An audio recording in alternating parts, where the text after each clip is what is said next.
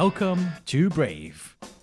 Be inspired by the best leaders of Southeast Asia tech. Build the future, learn from our past, and stay human in between. I'm Jeremy Au, a VC, founder, and father. Join us for transcripts, analysis, and community at www.jeremyau.com. Hey, welcome to the show, Eric and Chris. Thanks for having us, Jeremy. Thank you, Jeremy. Good to be here. Well, I'm really excited because, I'm an angel investor. You guys impressed me when you both walked into the virtual Zoom room from moment one, and I really agree with your thesis around disrupting venture capital. So, do unto others what you, I don't know how the exact phrase goes, but something about, we can disrupt VCs just the way we disrupt old industries, right? So I guess it's about time. So love, Eric and Chris, why don't you just share very quickly about yourselves and then we'll get started. Sure. Thank you for having us, Jeremy. So um, I would say, I come from very much the world of Silicon Valley. Grew up here in the San Francisco Bay Area, went to Berkeley. A lot of my friends became operators and engineers and entrepreneurs, and I found my way into sort of the more of the finance world. And so really my start in venture capital was actually a few years into my career where I did, different things from finance, did some search marketing, and had a friend who called me up and said, we're growing, we're a fund of funds, we've got all this great access, but we need somebody to help, write the investment memos, do the due diligence, and work with auditors. So I count myself very blessed to have started in this industry, actually learning the nuances of the back office of investment operations, and I think that gives me unique perception around how hard it is today to run a venture capital fund, and it's something you have to wear multiple hats. And so my background, institutional investor working with two large fund of funds here in the Bay Area. So was very much trained in the sense of evaluating fund managers. A lot of my passion and the part of the portfolio that I ran was focused on first and second time funds, emerging managers, as we call it here in the US. And so these individuals who were starting new funds were tremendously successful as operators. They were successful angel investors, but they really were trying to learn the art of being a professional investor. And so I found my calling in investing, working with them. More recently, I was at AngelList. So if you think about moving from one end of the spectrum, from the institutional side to a fintech platform like AngelList, gave me great clarity around the role that technology and democratization using software, systemized workflows to really open up the asset class for a brand new set of investors.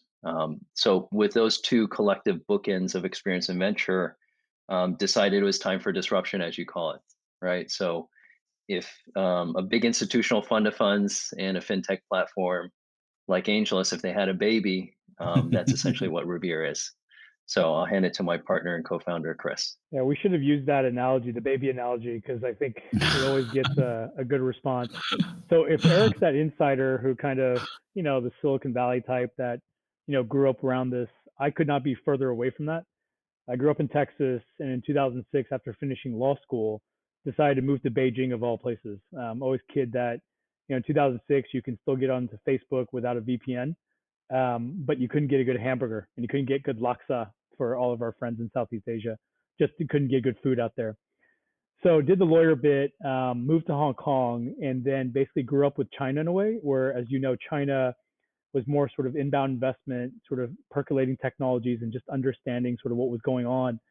Had the privilege of representing sort of founders as they took their companies in different industries public, as well as sort of doing M&A and sort of debt raising and stuff like that.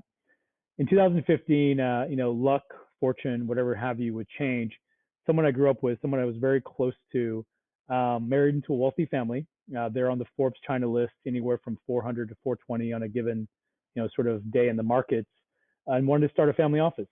The family was, great sort of business owners and great operators, but wanted to diversify, right? Like a lot of other family offices in mid 2010s.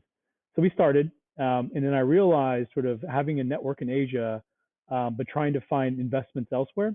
Buyout, hedge funds, you can all get pretty good access in Asia and sort of wherever you are, just given the teams and the coverage. But venture capital, right? It's one of those things where you have to be an Eric out there, but there are not many Erics out in Asia, sort of doing VC and getting good, consistent access. A lot of people who say they do they don't, right? It's not like Mary Meeker or Peter Thiel or someone will talk about access, or even Southeast Asia, like an MX Quoc or sort of, these very good investors. They don't brag about access. They just talk about doing deals, right? And ideas. So when you have a lot of people in Asia talking about their access, I was curious to see sort of what they were seeing. So fast forward to, essentially, a couple of years in, we realized that despite having friends in the United States and being American, that VC the access was not coming, right? We couldn't get into the Andreessen, Sequoias, benchmarks of the world. The deals would sort of be very sporadic. The brokerage channels, even back then, were overcharging for everything that was popular, and didn't know what to do. So being steeped in macro and sort of multi-asset class asset allocation, I started thinking, could we do VC in a different way, the way the three of us could buy a Vanguard bond fund or a BlackRock tech fund or a US sort of Franklin Templeton, US index fund, right? And that solution did not exist. So when I moved back to the United States for family reasons in 2019, Eric and I had, been friends for a while, and he would send ideas, and he'd only send the ideas that he invested in or that he passed on. Kidding. But then we ended up sort of talking about ideas, and I realized that we were looking at sort of the same problem, but from different ends, right? I represent that demand side that wants to look at things a little differently and invest in different products, and Eric represents that classical sort of, Silicon Valley supply side. So talked about ideas, sort of put pen to paper, and we launched about 14 months ago, and are honored to have great investors, including you, Jeremy, supporting us as we build the Vanguard or the BlackRock or what have you of venture capital. Okay, so we're talking about solving something, but what's the problem here? I mean, doesn't it look like venture, capital and private markets have juicy returns? The economists say, private markets are awesome and public markets don't seem to be getting a bite of it. So, at a very high level macro view, if I'm just opening up the Economist, I feel like, everything's fine, right? So what's the problem here? Like, VC firms are all thumping their chest saying, everything's doozy. Startups are raising monstrous rounds. Like, I don't know, what's the problem here? Well, I think traditionally, a lot of people who were investing in venture, they didn't even call it an asset class, right? They said, it's Sandhill Road, right? If you can get access to the firms that are residing on Sandhill Road, that's essentially how you get your exposure, your returns into venture capital.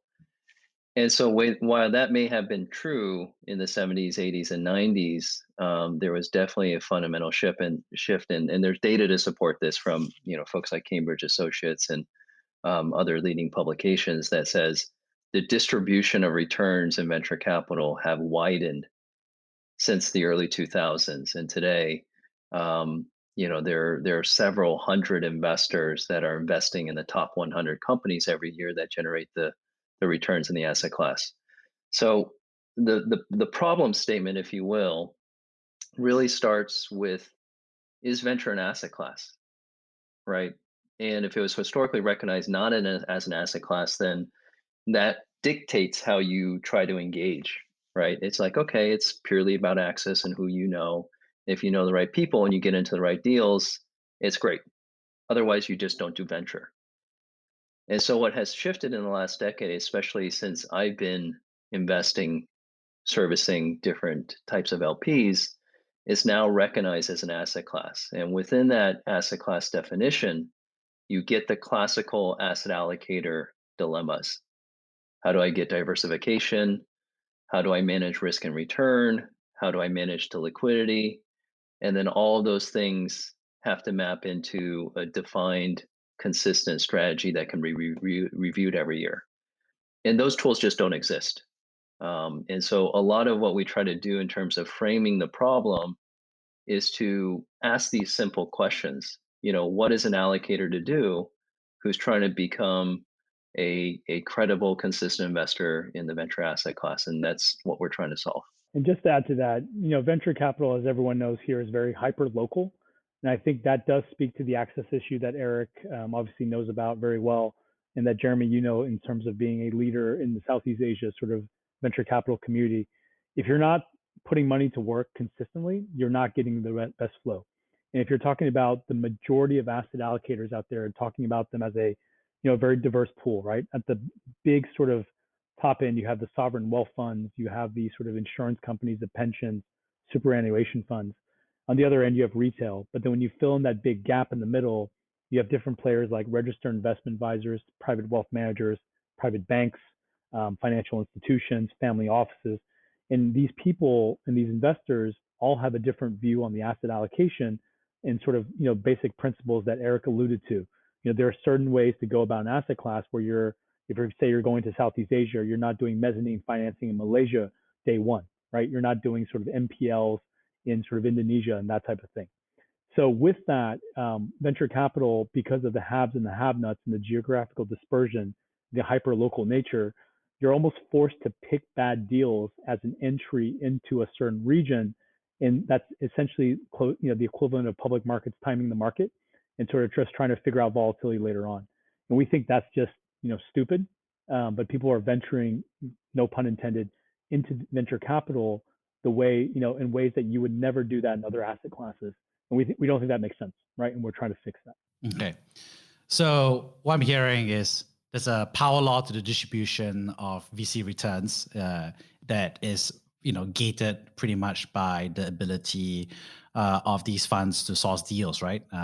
And when we zoom out one level more, our person who's feeling the problem is someone who is reading Bloomberg and Financial Times and Economist and is an LP, is an asset allocator, making a decision about what goes into their bucket, right, or their portfolio of market. Is that a pretty fair summary of who you're targeting? Yeah, from a target audience, I think that's a fair statement, because we understand that language, and we also recognize, as we said, that they don't have the tools in their toolkit to do venture in that traditional way.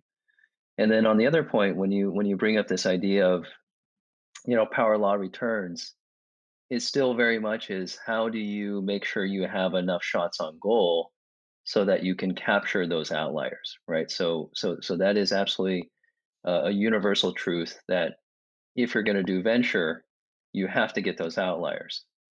And I think what has shifted, given sort of my background and how Chris and myself have come together, it was a very, very closed ecosystem in terms of even your ability to sniff into getting access to those outliers. And so what has changed is the access points of who are the venture capitalists who are writing the checks in these potential outliers. That landscape has completely shifted. It's no longer the sandhill firms writing the first check. It's Jeremy's fund one as a micro VC, right? It's a successful operator who's doing angel investing on the side. So that entire part of the population, in the distribution of that, is hundreds, if not thousands, of individual people. Some of them are doing their own funds, some of them are angel investors. And so, faced with that daunting dilemma as an allocator, how are you going to sift through all that noise? How are you going to know which individuals do you invest in, right? And you can't write a check in every single one of them, right?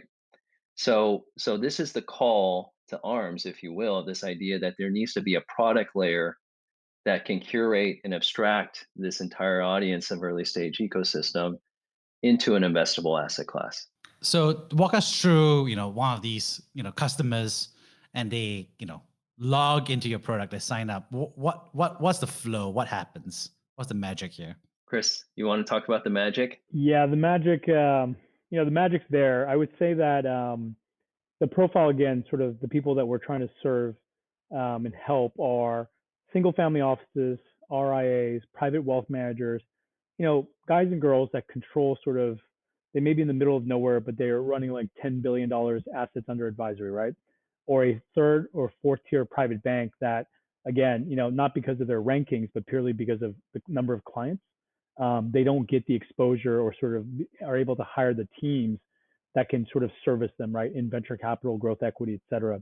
because you never hear about people that work in venture capital and say, oh, I want to go work at a large bank, or I want to be a private banker, right? It's always the other way around. They want to go to VC. When they get into VC, they become entrepreneurs and they stay in that they stay in that industry. So when someone comes on, right, we try to figure out kind of what they're looking for, because venture capital is very personal, right?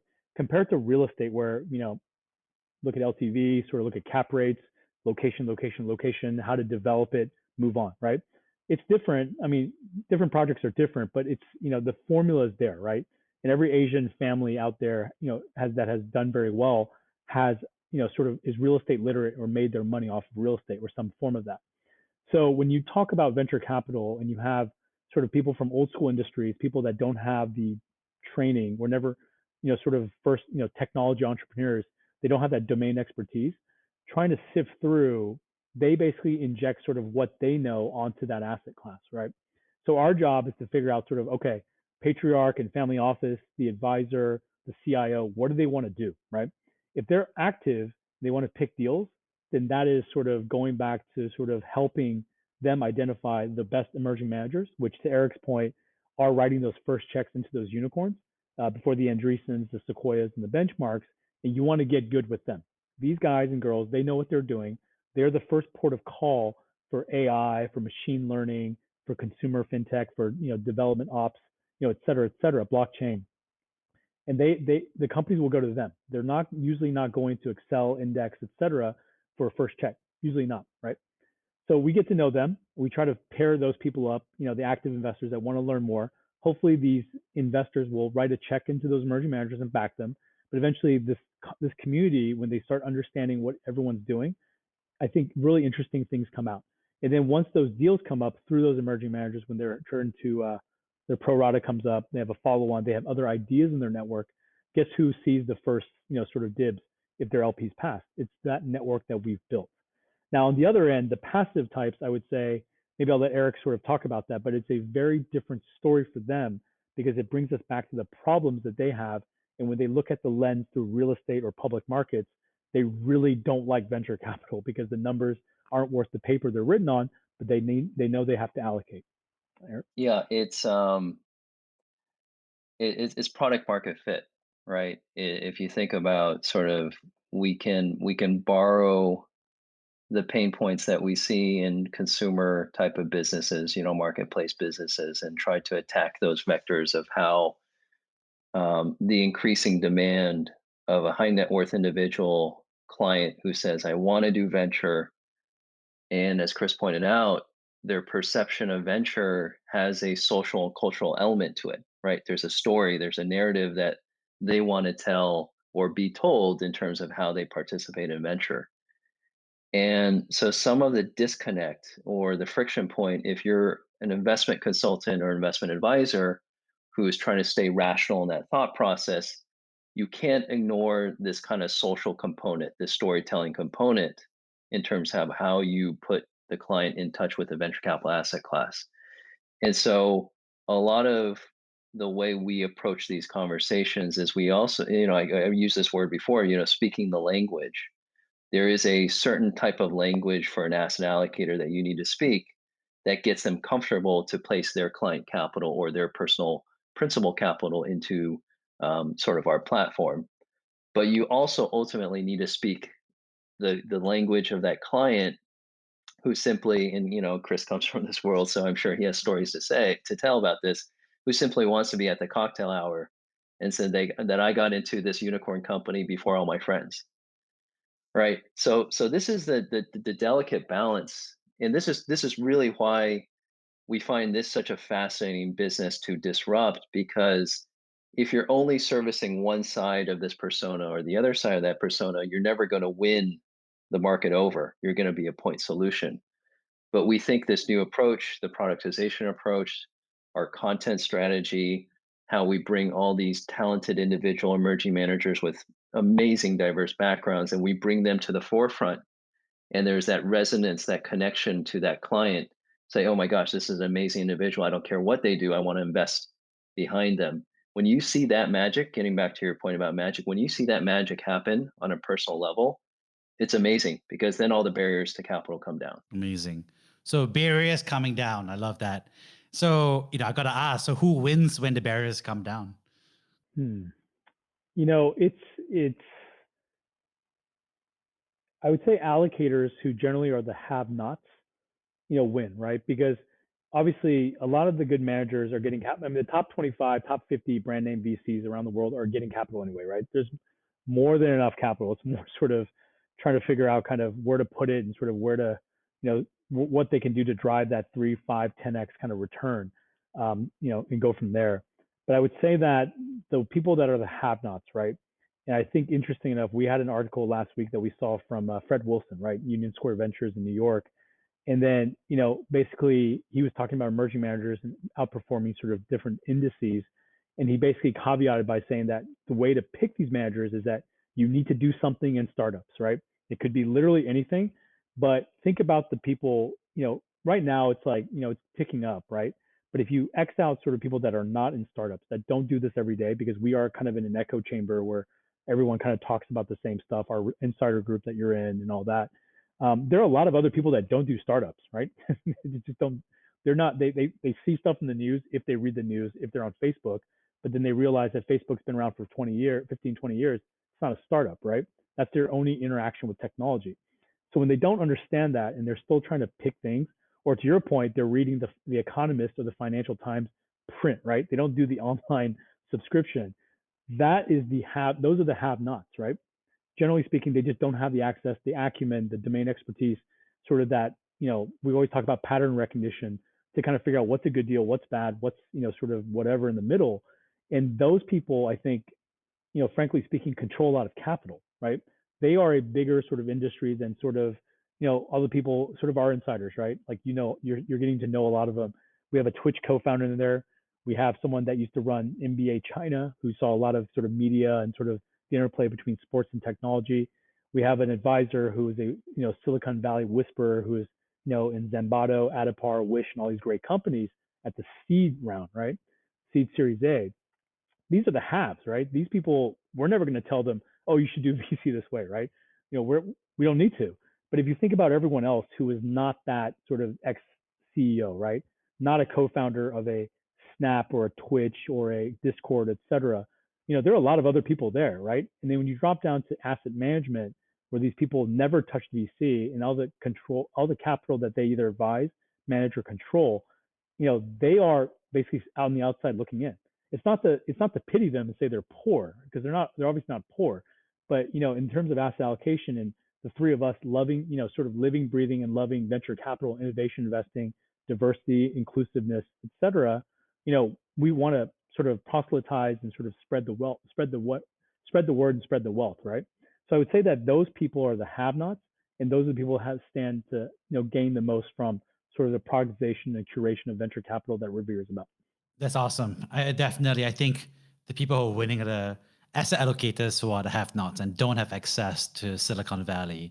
And of course, by extension, the people who have invested their assets with them will also benefit as well, which ranges both in geography as well as in terms of distribution. I guess the second winner would be emerging managers. Would you say that? We absolutely do believe that, right? So there are precious few access points and avenue for emerging managers to get consistent capital, right? So if you overlay the founder journey and imagine all these first-time fund managers themselves or entrepreneurs, we call them venturepreneurs, venture capitalists and entrepreneurs, then they're absolutely going to win, because if we can introduce new modes and approaches for how they can get capital, and that could be very much indirectly, right? So as Revere creates our managed project products and different strategies, and we have an online portal, through our brand, through our curation, if we get that trusted capital on board, then that funnels through, that trickles down to the emerging manager category. And I think what's fascinating, having invested in emerging managers for 10 years, the people, the diversity, the inclusiveness that is happening within that emerging manager category, this is truly the talent that up to this point did not exist in venture capital. So I think there's a fabric of sort of how that investor profile and how that is going to shape the capital that's going to go into startups. That to me is something where there's a whole nother leg to the upside because we have such different perspectives of these investors that are now investing in these startup companies. Yeah, that's amazing. And if I may also say that other people who win are startups that did not fit into the traditional Silicon Valley mode because they are in a different geography or because they look different or they don't pattern match, right, with what has succeeded before. And so you're getting a whole new batch of startups that and founders who are going to get new bets from these entrepreneurs or emerging fund managers. And because of that, actually, I'll even go one step further. I'll say the world benefits, right? Because the future has to be created, right? In the future, Sure. Yeah. obviously, things have to be managed, and change has to be accommodated for those who can't catch up. But it's a great experience when technology trickles out, right, as well. And so I think it's amazing that I think you guys, by bringing down the barriers of capital for asset allocators that are in have-nots, you help the venture fund, managing fund entrepreneurs, as well as the emerging Hmm. founders that are underrepresented, which then leads to consumers who are underrepresented in today's Silicon Valley-led world, right? That's right. We 100% agree. Absolutely. Absolutely. So who wins, and then the question then becomes naturally who loses, right? So who loses? Is it exorbitant management fees? Is it who loses? Yeah, that's a long list too. I think I think anyone who's basically using an information advantage or sort of benefits from opacity, or sort of you know lack of just a lack of information, right? A lack of transparency into sort of price discovery, it's not going to be very good for them, right? I mean, we know enough brokers, placement agents, people that have an access or create sort of, they create the demand, they create the supply from, sort of the demand that they foment, for like a ByteDance, right? SpaceX, sort of all the Stripe, all these different names that have been, floating around for the last 2 years. All those brokers, those secondaries funds, and those types of players that thrive off of the inability to figure out what the price is for these assets, they're the ones to stand to lose the most, right?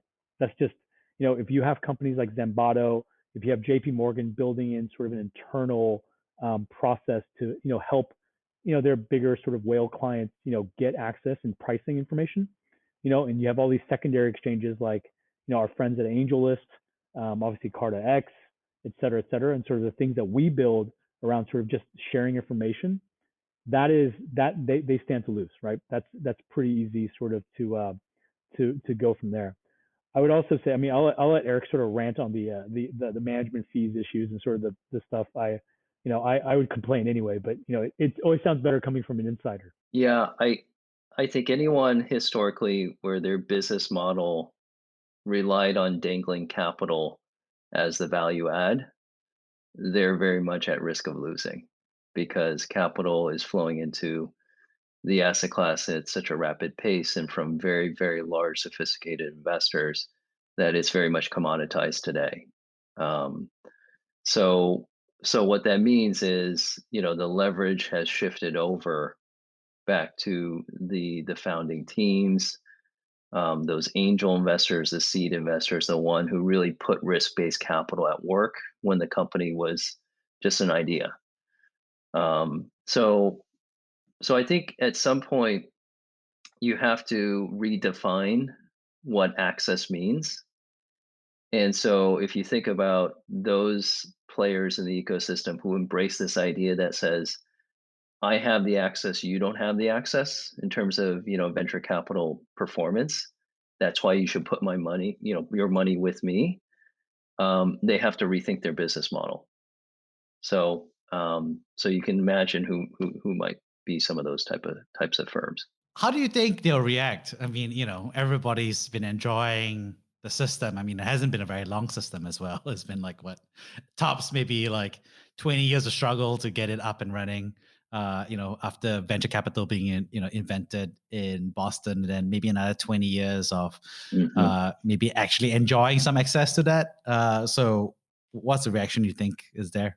Honestly, some don't have to react, and that's okay, right? I think that's perfectly fine. I think um, the entrenched incumbents who are doing a great job of providing exposure, not losing money for their particular clients. If it's, let's just call it a big pension plan, right?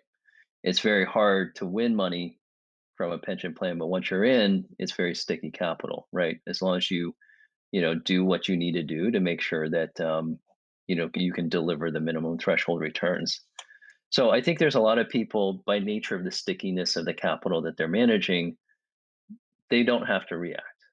Um, but what it does mean is they are not the only players who are playing the game. It opens up, It's not the only game in town anymore. right? Yeah, it's not the only game in town. Mm. So that's where we think, whether they react or not, we're somewhat agnostic to it. There's clear differentiation of what we're trying to build that's very different than the traditional models. So again, we're not saying they're gonna die, but we think that there's different ways of accessing the asset class, and there's new entrants trying to attack that, including ourselves. Yeah, I would say, to Eric's point, that the big top 50 GPs, right, or the early movers in Southeast Asia that we all know, they'll do fine, right? The stickiness of the capital, known brands, they know what they're doing. Absent sort of the GP sort of getting in a fight or imploding or something or doing something stupid, they're going to be okay, right? That's just sort of the name of the game, and sort of, and there's enough capital servicing enough companies out there for them to keep doing what they do and doing it well, right? But then if you think about kind of, where Eric came from, right? A fund of funds, right? What's innovative about a fund of funds, right? Hmm. Myself, sort of on the outside sitting in, if we had just kind of said, okay, let's just stick to our lanes, I'll fight tooth and nail not to get an Andreessen Sequoia benchmark, but I'll drop it down to like a tier three fund, right? Get my sort of top half, maybe lower quartile, whatever returns, and just call it a day and go find money elsewhere. Or Eric sort of, just stuck to his fund of funds and, doing fund 27, fund of fund vintage, right? There's not this innovation, right? And like, I think us coming in together and sort of looking at this is an acknowledgement that the old models aren't necessarily broken. They'll still do fine, some of these models, but I think adding in different layers, this customization, this productization, the way the financial engineering and kind of the really wizardry that we've seen in public markets, where you can slice, dice sort of any asset that can be traded with some transparency of pricing information, whatnot, how many, derivations of something, swaps, Eric can talk about swaps later on. It's the ingenuity that you see in the public markets in real estate and all these other asset classes. Why can't it be here, right? VCs are smart, it's cool companies. We're doing really interesting stuff too. Can we inject some of this innovation into innovation investing, and then kind of see where it sticks out, right? So that's kind of where we see it. I think there'll be losers and sort of whatnot, but at the end of the day, we want to service people, again, going back to the have-nots, that are a bigger growing group than the haves. Okay. So two arguments here, right? You're saying, okay, for the current market, only the lazy folks will get outcompeted by this new branch and and tranche of emerging leaders, and the ones who are established and fit will continue to maintain some level of edge, or leadership role in the current ecosystem. And then what you're also saying is that you're expanding the market, right? And so that's less competitive, less painful. That's the pitch here. Well, and Jeremy, it's we what we're going through a phase of transition, right? So if you look at all the innovation cycles, the Gartner hype cycles, I mean, there's always some phase one, phase two, phase three, and we're very much in phase one of how the asset class approaches are being disrupted. So you're going to get a lot of players, you're going to get a lot of hype of a lot of different models, but those mature incumbents, they're not dying away, right? It may take a long time. So it's going to be, what I think will be fascinating is, since we are in that first part of the hype cycle, the pace of the innovation, the pace of the discourse of this disruption is happening very, very rapidly. So, what that means for us, and also the incumbents included, is if you decide to take this step to iterate or change your business model, you have to be very, very receptive to pivoting, right? And the good news for us, since we are in that startup mode, we can iterate and pivot very quickly by nature of being small and nimble. Whereas a lot of these big firms they can't. So come as you mentioned, maybe in a few years from now, let's talk and let's see where this settled out. We have this recorded and we can see, who we thought were the winners and losers. Where did they ultimately turn out? And so, as as somebody who's a casual observer, I think it's going to be, a fascinating movie to watch over the next few years. Definitely. Well, looking forward to that retrospective when we're, Yeah. hopefully 10 years older and hopefully 10 years wiser. And hopefully on how we the made you a market- lot of money. Yeah, So. and 10x returns, right? 10x returns. Well, you can host me on your yacht, just, at least I'll bring the bottle, right? So, I think there's a truth here, right? Which is, I think we're seeing this wave of productization of venture capital, right? Kind of like, venture capital is dead, long live venture capital products. And, we see that AngelList with the rolling funds, and obviously, Eric, you've had experience with that. So we're seeing a lot of, like you said, different ways for people to access the capital markets that were formerly private and opaque, and at least get in a way that has the portfolio diversification built in, that has a lot of the weird risks, that idiosyncratic ironed out, which is obviously better, like you said, for investors that are currently less sophisticated or still entering the market. Doesn't that cause like that whole dynamic where everyone in VC is complaining that startups are overvalued, and it's heating up? So it's just like pouring more gasoline to this, giant fire of people like who are raising on pitch decks, and It to me, it's the tip of the iceberg, right? We're only seeing the top of the iceberg, and you may complain that tip of the iceberg doesn't look good, but what you don't know is all the innovative founders, innovative startup companies that are below the surface, right? Whether they're in stealth, whether they're not known, whether they're going to be created. Because the one thing that I think is fundamentally different, and given your presence in Asia and Chris's background in Asia, it was socially unacceptable to say you're going to be a founder, right? Um, Historically, you had to be a doctor, a dentist. You had to go to good university, get a good job, get your pension. But that whole concept of stigma around starting a company or going to work for a startup company, it's completely different. It's completely different, and this is what encourages me as somebody who's been in this asset class for 10 years. And this is what brings me back to that point about what's below the surface, that huge chunk of the iceberg. We're just paving the way for more and more generations, larger at scale, of entrepreneurs, right? And so we need to build that fabric, that foundation in terms of how you access the asset class to be ready, to be equipped for this next wave that comes behind the wave that we're in now. So, so to me, that's what I think is fascinating. Yeah, from a macro perspective, sort of going up 30,000 feet, there's always going to be too much money in the system, just with sort of accommodative monetary policy, sort of, governments, sort of putting more supply in, try to tamp out volatility, blah, blah, blah, blah, blah, right? Inflation's obviously coming back. Unemployment's a little, sort of choppy, but all in all, sort of, everyone is sort of telegraphed that they're going to accommodate sort of what's going on in the market to make sure that, things don't go crazy like in 08 and 12 and sort of for a few weeks in, last year in 2020. So all that saying, in addition to Eric's point about more people coming in where, for, I think we're in Asia, right? So Asian parents like dentist, doctor, lawyer, right? Like you have to do this, do it well, and sort of not bring shame to our families. That's changing, right? Like the kids these days, like, you can talk about being a TikTok influencer, putting YouTube videos, families make, several $1 million off kids sort of doing, toy kind of reviews and stuff like that. It's changing, right? It steeps into the culture and sort of, changes.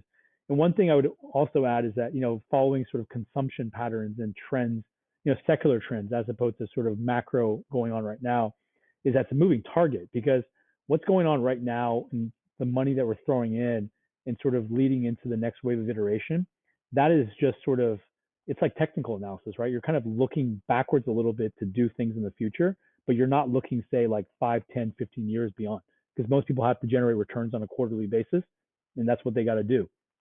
So if you're talking about like things related to how AI can defend against quantum cryptography, as well as really sci-fi crazy stuff, we're not even looking at, most people aren't even looking at that, right?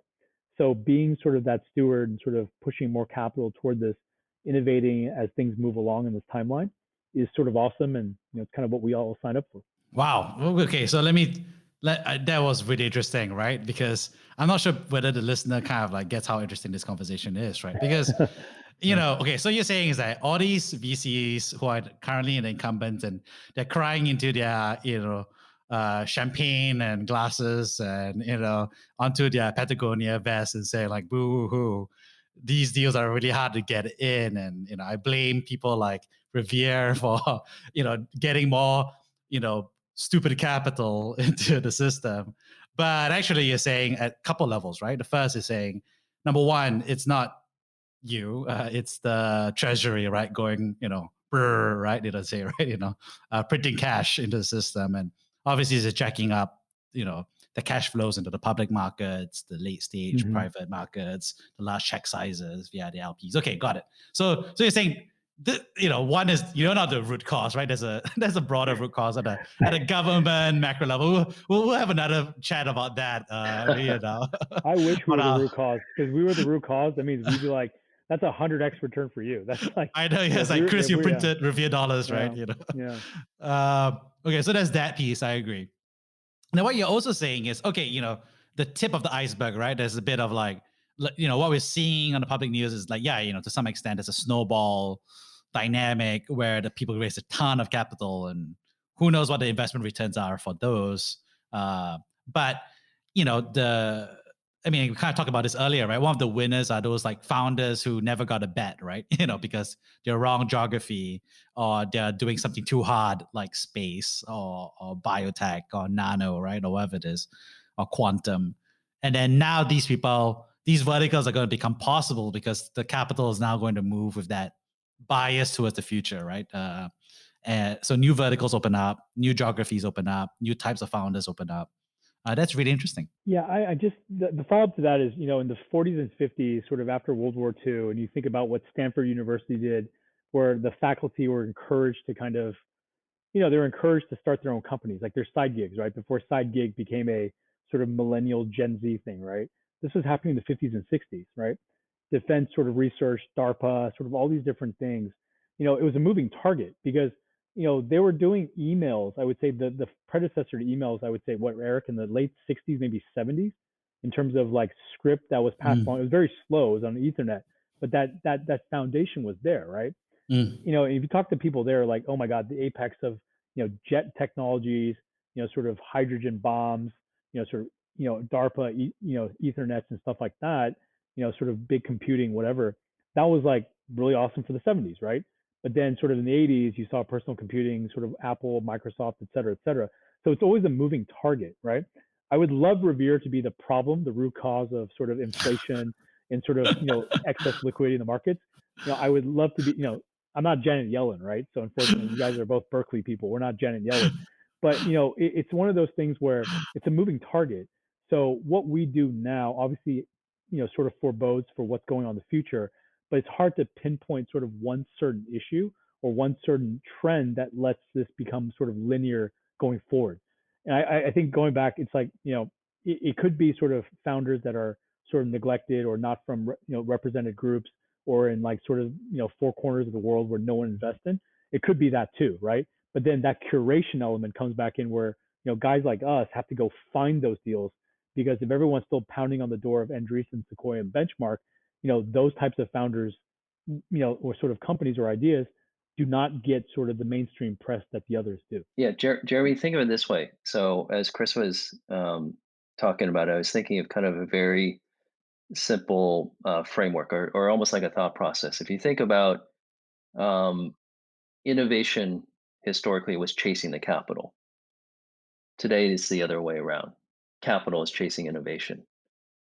And so if we study history, and look at other boom bust cycles, where in that historical timeline have we seen these shifts in both directions? So if you think about, let's pick the dot-com, bubble and bust, right? So a lot of capital, a lot of momentum, a lot of excitement, companies going public at high valuations. When you actually examine the underlying factors, those startup companies, those dot com, the pets.com, I mean, that wasn't fundamental innovation. It was just iterative business models that says I'm a copycat of X, Y, and Z. So clearly, that framework doesn't hold in terms of capital chasing innovation, right? It was still innovation chasing capital. And so, what gets us excited in terms of the timing of building a company like Revere, the empowerment of emerging managers is if you do the drill down underneath the surface of the types of companies, the types of technology that is being funded from venture capital, these are absolutely amazing things. Climate tech, food tech, biotechnology, um, enterprise software that creates better productivity, brings down cost, um, mobility, right, that touches all forms of the consumer buying behavior. This is truly kind of innovative business models, right? Innovation, and that's why capital is chasing it. So as long as that thesis holds, as long as that premise that we can credibly look at each other and say this set of companies is truly doing something innovative, then I think we are on the right path. The moment, and again, and maybe this is a nod to our cousins in the cryptocurrency space. The moment you look at something, without the rose-colored glasses and say this is not innovation. This is just a white paper that's saying the same thing in different words. Then you've got to question things like valuation. Then you got to question the existence of capital chasing that innovation. So not to get too philosophical, but I think that's kind of a general rule that I think is easy to live by. It separates the men from the boys. Like, it's, or sorry, whatever you want to call it, right? Whatever analogy you want to use. It's a big difference from speculation and sort of all this other crazy stuff that's going on, and then sort of what true innovation, sort of innovation investing, technology development is, right? And I think, when you have that pattern recognition, you can sift through it. It's good. But then the other stuff that gets foisted on people that are the have-nots, right? That don't have that sort of skill set to go through that. So, again, trying to solve for that issue as part of the mission at Revere. Jeremy, it looks like your head is going to explode. Did we just pump too much into too many thoughts and ideas? No, I mean it's amazing because it is so meta, right? We're talking about the It future is. of the It world. is. We're talking about the future of startups. We're talking about the future of venture capital, and we're talking about the future of the productization of venture capital. So there's so many layers to go.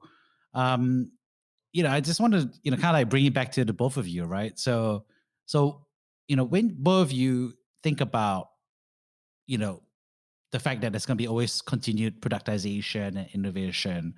Obviously, in this world, right? AngelList continues to roll out more products, and I think we see more folks kind of build up more academies and different protocols about ways to get in.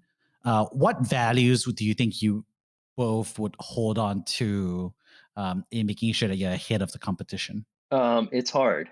Staying ahead is hard because there's a lot of smart people. There's a lot of well-funded people, right, trying to attack this problem. I think it's still very much for me, again, as you recall, we think about the world of venture of kind of supply and demand.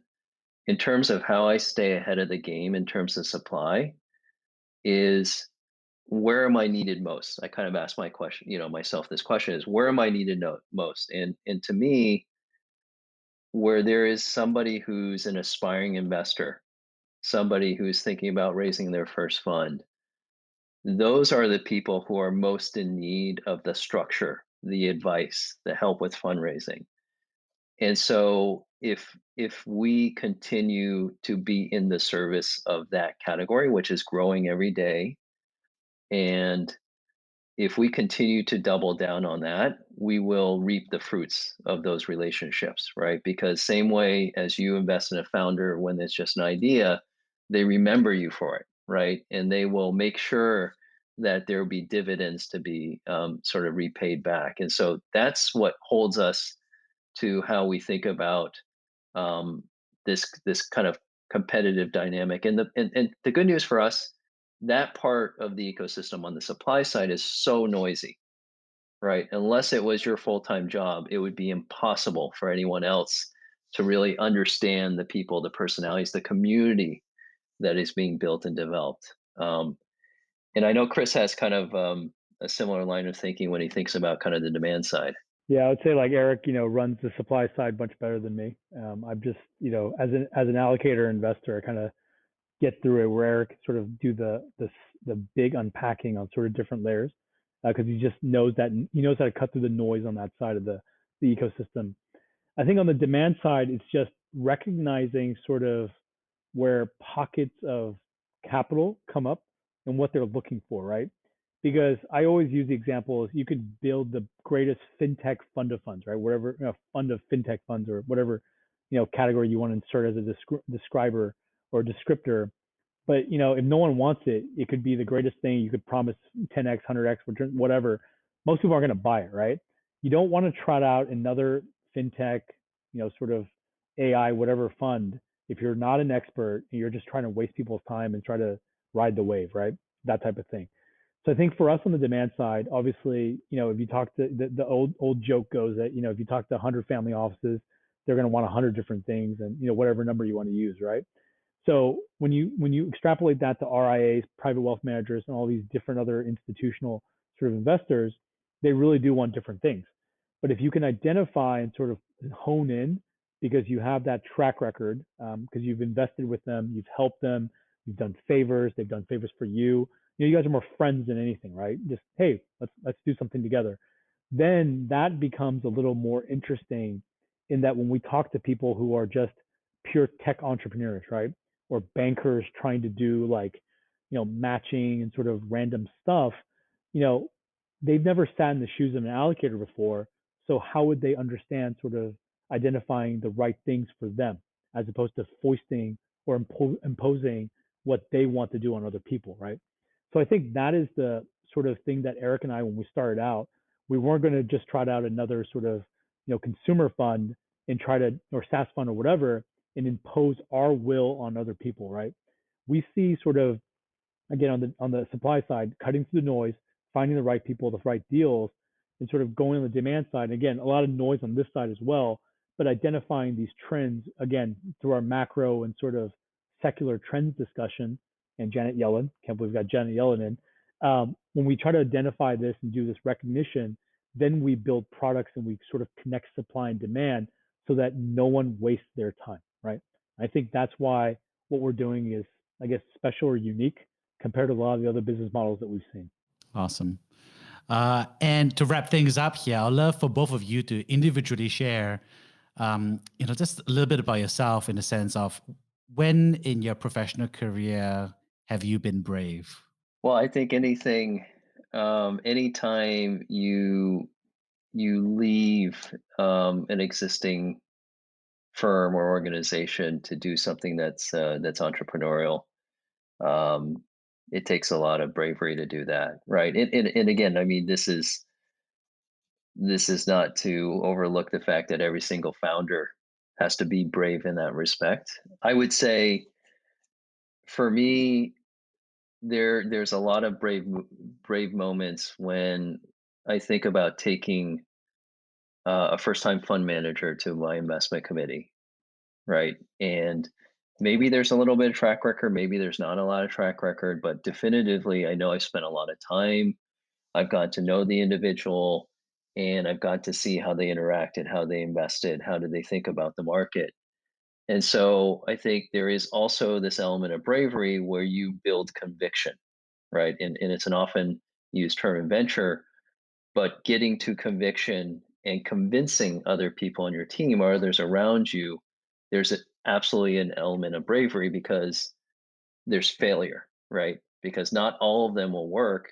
And then when there's failure, it means you have to put yourself in a position to be successful or to fail in that regard. So I've lived through that as an LP in venture funds, especially with emerging managers, and I've also lived through those moments of bravery where you step out and do something on your own. Yeah, not much to add to that. I think our jobs, obviously, we get to sort of talk about ideas, and it's awesome. I think compared to people who are like in the military, who are sort of law enforcement, firefighting, when you're actually have to be really really brave because your life, and sort of your physical sort of proximity depends on it. Doesn't hold a candle to that, and we'll be the first to say that. But I think, when we talk about, life before COVID, right? The ability to get on an airplane and kind of go do whatever and sort of look at new locales, understand new things. I think for me personally, and for a lot of people, I think that either have been like in Chinese Liuxius, and when they came over from Asia to the US or UK and then moved back, I was the reverse, sort of going the other way around. Like I grew up in the United States and then went back to Asia. I think once COVID sort of, hopefully the vaccines will get out, people will sort of do what they need to do, protect themselves, etc. The bravery around going to different places and understanding the cultures and sort of the business practices and just the people of somewhere where you didn't grow up in, right? Making sort of friends that aren't, don't have either Mandarin Chinese, Cantonese, or English as their native languages, things like that, right? I think that bravery, sort of trickles into sort of understanding the world. And then when things opening back up, the land of opportunities are usually in places where you do not sort of first look, right? It's not usually in your backyard because you know your backyard.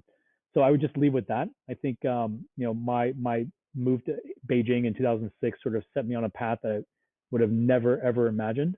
And it sort of corresponds sort of to meeting sort of the closest friends in my life, my business partner Eric, and sort of family and all that. So that I would just end with that in terms of geographically, never always be sort of brave enough to kind of venture beyond sort of the known and kind of see what's out there because you really don't know how it's going to change you.